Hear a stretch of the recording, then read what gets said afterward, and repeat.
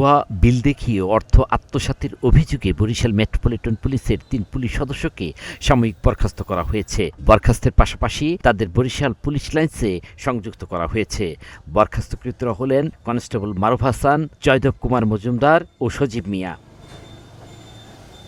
এ সংক্রান্ত একটি অফিস আদেশে উল্লেখ করা হয়েছে, ভুয়া বিল তৈরি করে 18,60,984 টাকা ওই ৩ কনস্টেবল আত্মসাৎ করেছেন। এই ৩ জন মেট্রোপলিটন পুলিশের হিসাব শাখায় কর্মরত ছিলেন। অফিস আদেশে উল্লেখ করা হয়, এই ৩ পুলিশ সদস্য অন্য এক পুলিশ কর্মকর্তার আইডি ব্যবহার করে এই অর্থ আত্মসাৎ করেছেন। হিসাব শাখায় কর্মরত থাকাকালে অন্য এক কর্মকর্তার কম্পিউটার আইডি ব্যবহার করে তারা জালিয়াতির মাধ্যমে এই অর্থ আত্মসাৎ করেছেন বলে প্রাথমিক তদন্তে উঠে এসেছে।